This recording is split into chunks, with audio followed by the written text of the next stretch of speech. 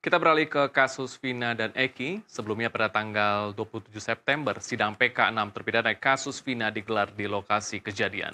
Sidang di lokasi sesuai dengan permintaan kuasa hukum agar menjadi bukti faktual.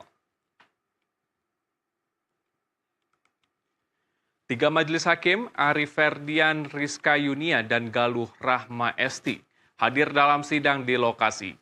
Sejumlah lokasi yang disebut dalam persidangan ditelusuri satu persatu mulai dari SMP Negeri 11 Cirebon, Warung Madura tempat Aib dan Dede membeli rokok, dan tanah kosong di belakang showroom yang disebut sebagai lokasi tempat pembunuhan Vina dan Eki dalam BAP tahun 2016. Selain itu, sidang di lokasi juga digelar di flyover Talun, tempat ditemukannya jenazah Vina dan Eki. Sementara itu, kuasa hukum 6 terpidana kasus Vina, Oto Hasibuan, mengatakan sidang di lokasi ini dilakukan agar bisa menjadi bukti yang faktual.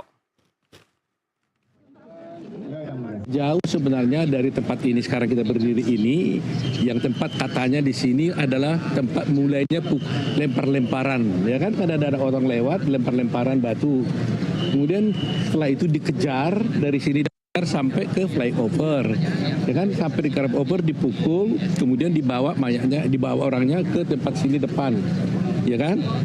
Kemudian di situ katanya dibunuh, setelah dibunuh dibawa lagi ke flyover. Nah, dengan melihat kejadian ini kan kita bisa melihat, kan hakim pasti melihat.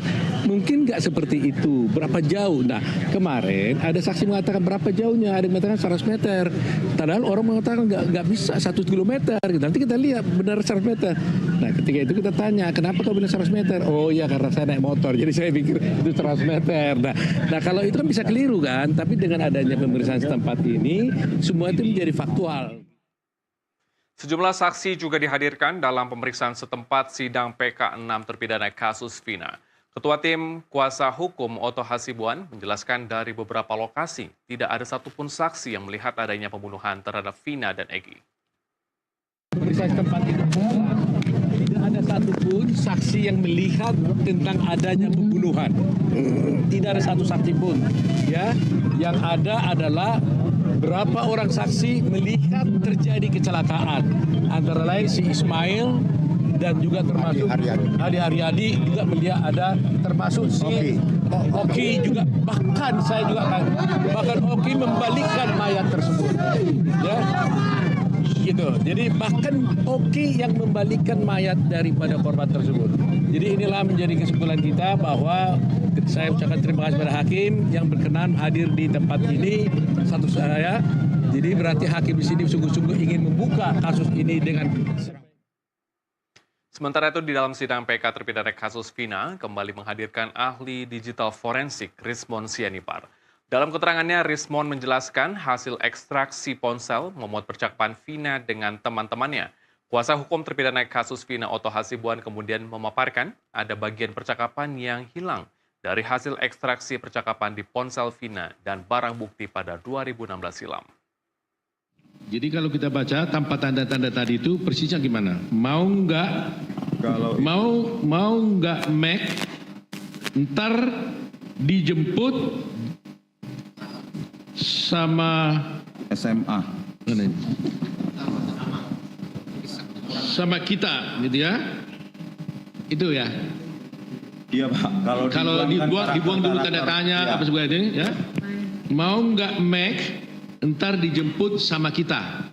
Ini adalah SMS dari Vina ya kepada Widi. Iya. Ya kan? Pada jam 22.14 tadi. Iya Pak. Ya kan? Widi, iya. Meskipun tadi kamu sekarang udah tahu nomormu ini, Iya. kamu pernah ingat gak bahwa kamu pernah menerima SMS dari Vina pada itu? Iya. Benar ini? Iya. Isi seperti itu, kata-kata itu benar? Iya, benar. Benar ya? Benar. Benar. Mungkin sini nggak kelihatan. Apa yang maksudnya di situ MNM itu? Mohon maaf, MNM itu artinya minum. Oh, jadi saya mau nggak ntar dijemput sama kita minum rame ekstasinya. Iya. Apa yang saudara masukkan artikan di situ? Saudara pahami? MNM itu artinya minum. Kalau XTC itu artinya geng motornya dianya. Geng motor? Iya. Oh, nama geng motor. Iya. Jaksa penuntut umum berharap hasil pemeriksaan setempat sidang PK 6 terpidana kasus Vina dapat menjadi bahan pertimbangan Hakim Mahkamah Agung sebelum memutuskan mengabulkan atau menolak PK dari Rivaldi CS. Dengan digelarnya sidang di tempat, berakhir pula seluruh rangkaian sidang para terpidana kasus ini. Ada terbuka itu yang saya maksud gang itu ya. Pengadilan Negeri Cirebon, Jawa Barat menggelar sidang lapangan atau pemeriksaan setempat sidang peninjauan kembali 6 terpidana kasus kematian Vina dan Eki pada Jumat pekan lalu. Sidang lapangan ini dihadiri oleh majelis hakim, jaksa dan kuasa hukum 6 terpidana. Pelaksanaan sidang lapangan ini merupakan usulan dari Ketua Tim Kuasa Hukum 6 terpidana, Otto Hasibuan.